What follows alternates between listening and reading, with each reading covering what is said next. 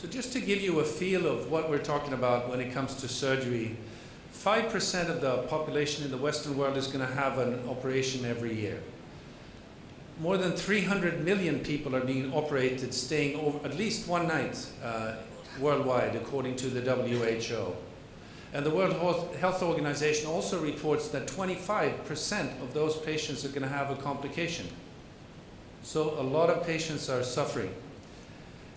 The reason for that is that the practice, the best practice that is actually in the literature is not being used. And it takes a very long time, usually about 15 years, for something that is well established to actually get into practice. I'm going to put my finger on one of those things, which is the overnight fasting routine. Okay, I'll come back to that a little bit later, but that's actually pure nonsense, as I will show you. But because of the slow implementation, there's a huge variation in how we deliver surgical care, and this affects the outcomes. So we set out years ago to help people use the evidence that's out there, to use evidence-based perioperative care. That's what ERAS, or Enhanced Recovery, is all about. So I'm just going to give you a few numbers on the variations that are out there, the numbers that we know. Here's a slide from Europe where they looked at the risk of dying. So that's a pretty crude outcome in different countries. And what you see here is actually the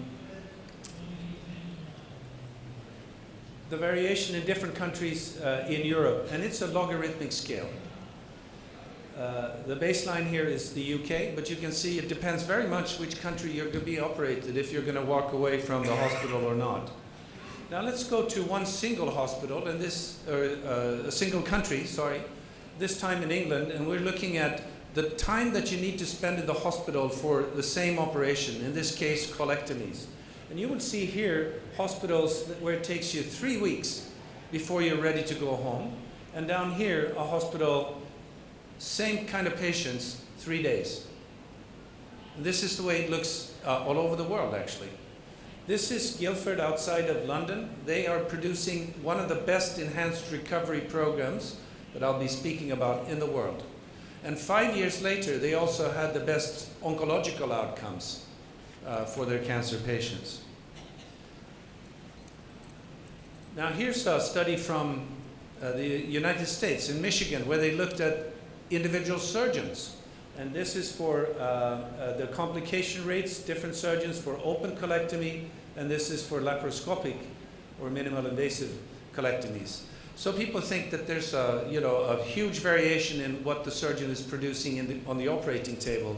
I would argue that it may very well be the unit that they're working in as well, because there are many things that affects the outcome, such as the anesthesia, for example. And here's an example of the variation in what the anesthesiologist will do. Here's a 1 hour, perfectly straightforward, open abdominal procedure. And the variation in how much fluid is given to the patient, depending only on who's doing the anesthesia. And you can see here that the variation is from 2 mils per kilo per hour, which is keeping the patient too dry, to 40 mils. And that's actually in drowning the patient, just by choice of the anesthesiologist. Even in my country, where we think we have equality of care, this is from our National Registry for Colonic Resections, and you can see that in one hospital, you run the 38% risk of having a complication compared to 13% in the best hospital. So it is everywhere, I can assure you. Now, I'm going to give you another example. This is from a colleague of mine in Canada, where this is an anesthesiologist who worked with 4 different surgeons, and they were all doing their own perioperative care.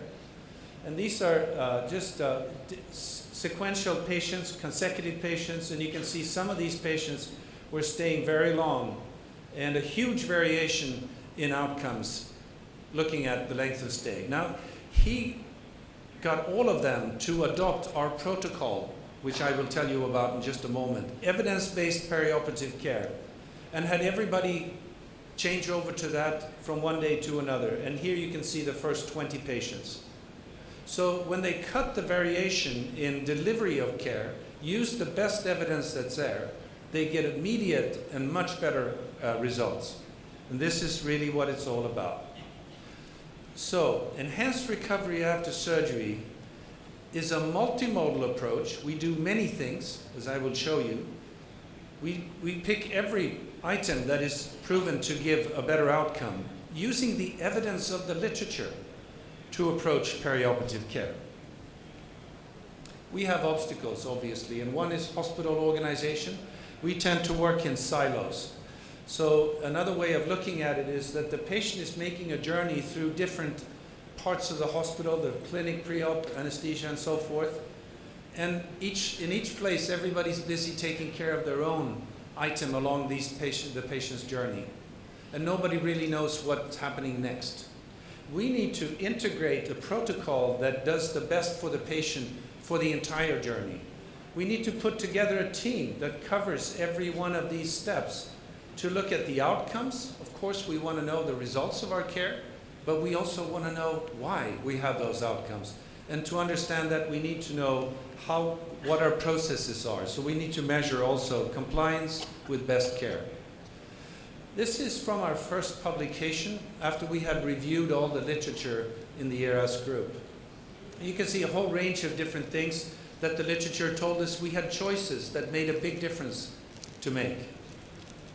And it's been shown now, and I'll give you just a quick look of the data. There's lots and lots of data to prove this now. It reduces complications. And this is a meta-analysis for colonic colorectal resections. And you can see here it reduces complications by 40%. 40%. And of interest is that it's the non-surgical complications that are reduced. So down by 60%. Respiratory complications, 60%. Cardiovascular complications down by 50%. So huge improvements very quickly. How is that actually being, how does that happen? Well, we're using the evidence-based care for the patient journey. But the mechanism behind it, I will speak to you in just a moment. So at this moment, we've had people who are developing different surgeries and different surgical disciplines put together guidelines for us by reviewing the literature and putting it all together in these guidelines. So you can see there's a whole range of different surgeries already. If you want to know more about these guidelines, you can go to the website. They'll all be available for free download. But what are they actually telling us? Well, it's a multimodal approach. We do many things. I'll show you in just a moment. And many of these items are actually there to reduce the stress of that surgical injury that we have to inflict in order to do the operation. And also to support the return of the function that we're looking for.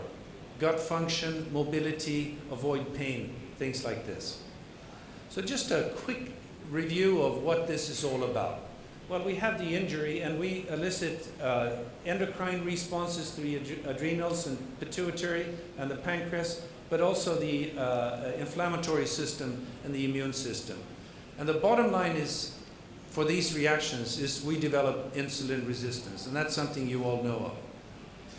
Now, for surgeons, this is an important slide because we need to remind them that insulin is the main anabolic hormone in the body. You have been talking a lot about glucose metabolism. That's important for surgery too.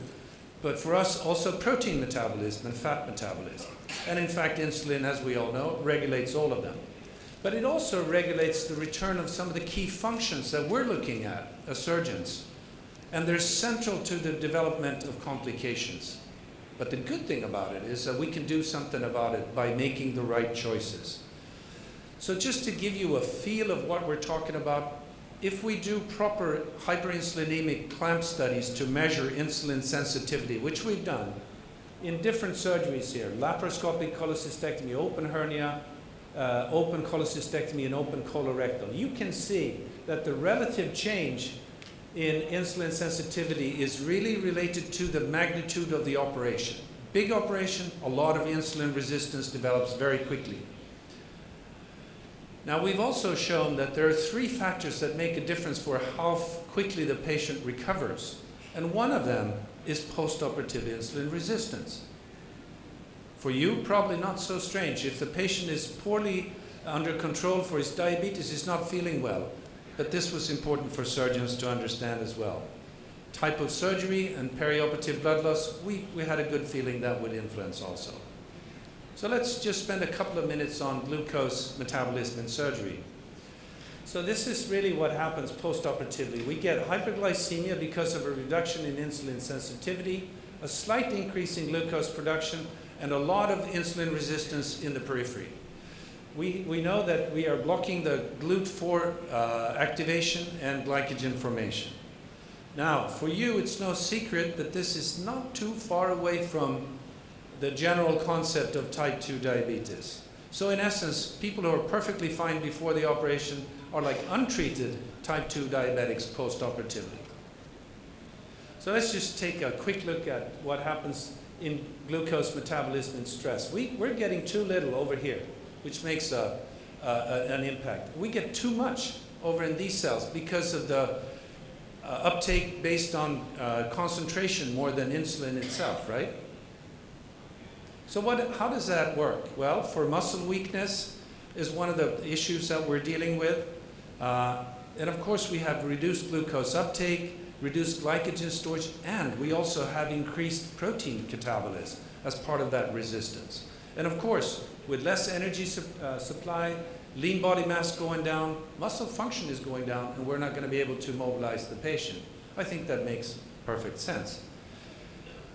On the other hand, we have too much glucose influx on this side, and that's something that I know has been discussed a lot in diabetes as well. Well, we have problems with infections, cardiovascular, renal failure, and sometimes polyneuropathy. It's all those cells, isn't it? So I think there's a story to tell here how these things actually work together. I don't think it's a coincidence. Just a few data out of many on colorectal glycemia or surgery. And here we had diabetics and non-diabetics looking at what's the impact of hyperglycemia post-operatively. Looking at the peak within the first 2 days and subsequent complications. And what this busy slide shows is that all the organs that I mentioned, basically the higher the glucose peak, the greater the risk of a complication in this direction. If you do, like these guys in Canada, actually measure insulin resistance itself by doing clamps on the operating table. This is a heroic study. Almost 300 patients. You can see here in a stepwise fashion, the greater the resistance, the greater the risk of a complication. And again, major complications overall, infectious, certainly both minor and severe infections. And a borderline for mortality, which is also quite striking. Now, if we just look at all the different items that we have literature to tell us what to do, which ones are affected on insulin resistance? Basically, a majority of them.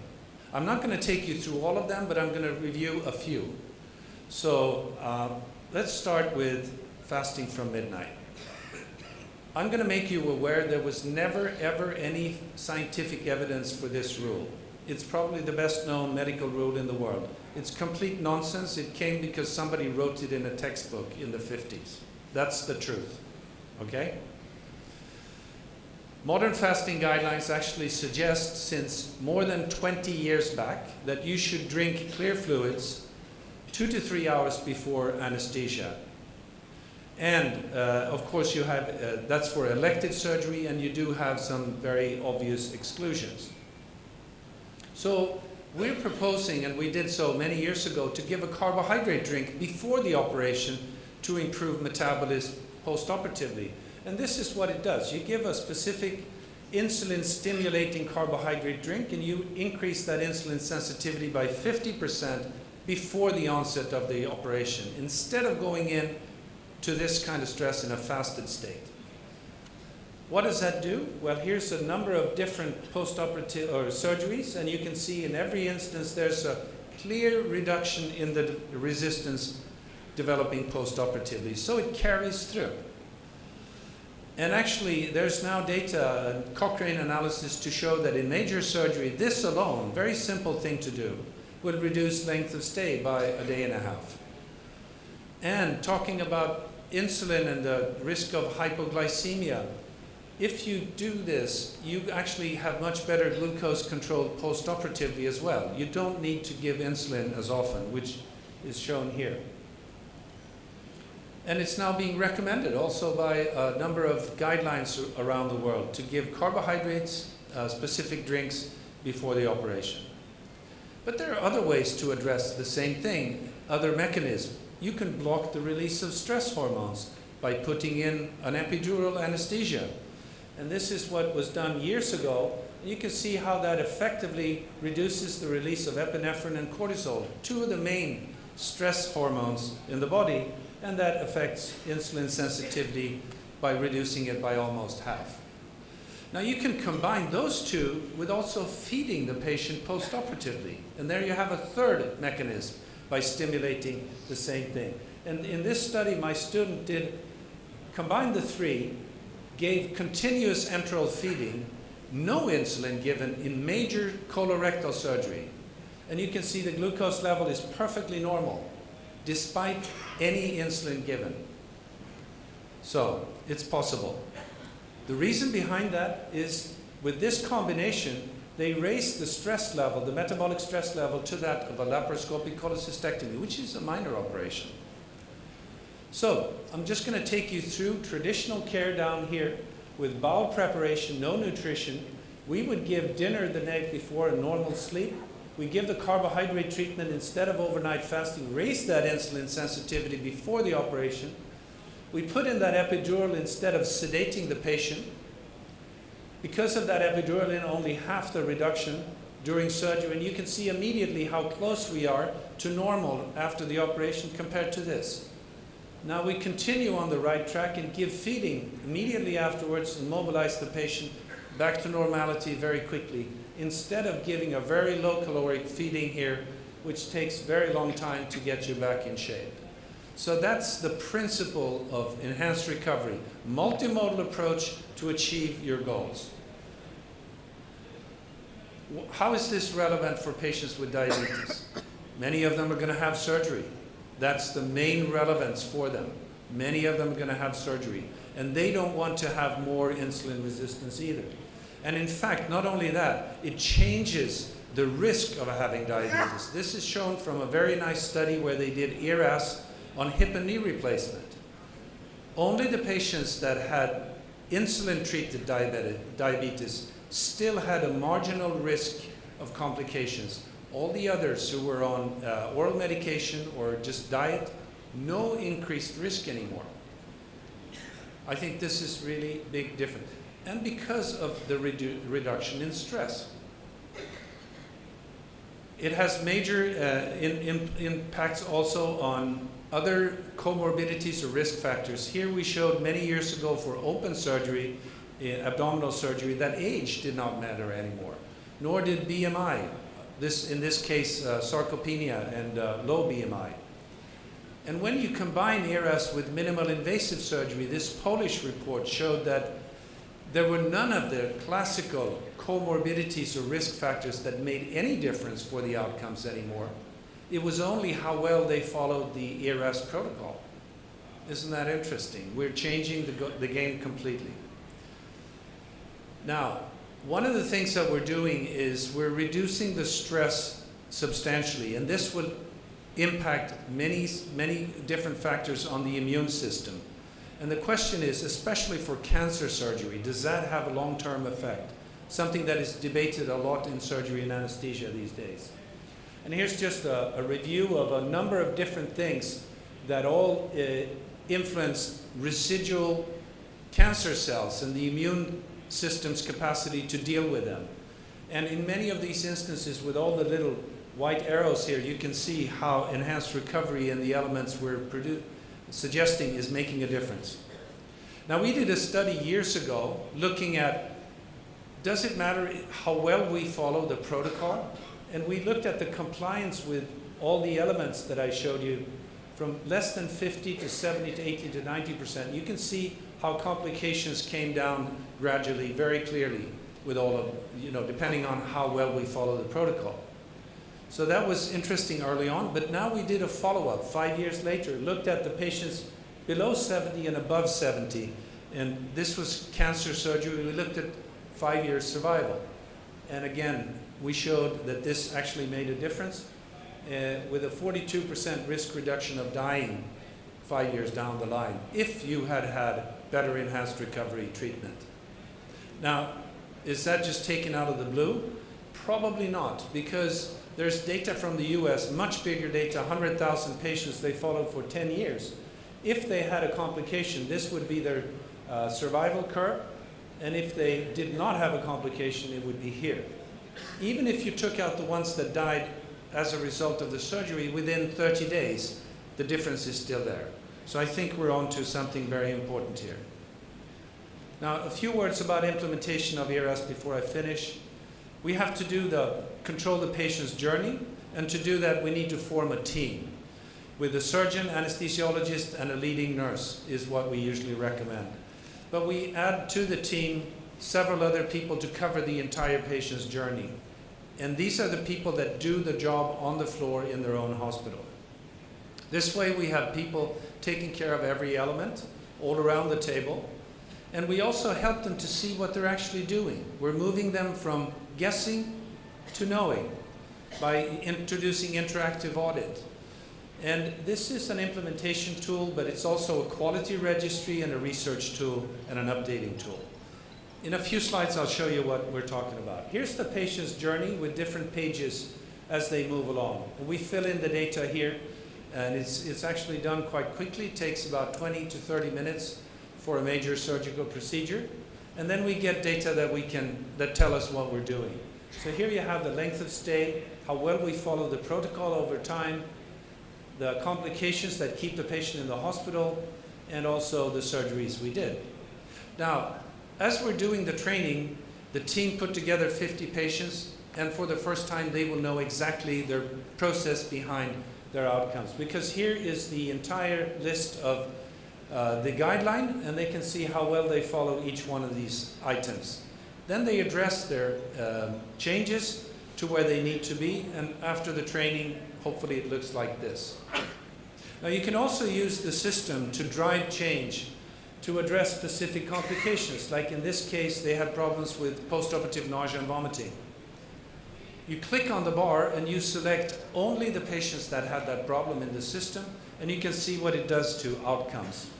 So 2 days prolongation of length of stay, but you can also see what did we actually do? Can we explain why they had these problems? And yes, we can. All the arrows here would help explain that we missed out on many things that would have avoided this problem to occur. And as we drill down, there's many, many things here. And this is the way reality looks. It's not a single thing that causes complications. It's usually many. So we need to drive change in many places at the same time. Looks very complex, but in fact we make it simple for people, because in the system we build a graph for each one of the segments that need to be changed, but we show all the graphs to everyone involved and tell them this is what your important job is to do, and you can see how well you're performing, because we'll be back next week and we show you how the others are doing. And of course we all go to work to help people, so we want to be able to help good as best as we can. This drives change, I can assure you. So we've been introducing this kind of training around the world, and we started in 2010 very slowly by forming the society. 2012 we had our first conference. 14 we moved on with our second one 18 months later, and now it's been moving, and now we're on the verge of coming also to India very soon. But we're still early. This is new to most people, and certainly they're not adopting it, even if I would say that ERAS is probably the hottest topic in surgery and anesthesia today. So let me just round up by saying that surgery causes stress and insulin resistance. It associates with very poor outcomes. We have ways to, in a multimodal fashion, reduce that stress and achieve much better outcomes, reducing complications, and for diabetics, certainly for them too, because they're at higher risk for surgical complications. You want to know more about this? Go visit our website, and thank you for the privilege of speaking to you today.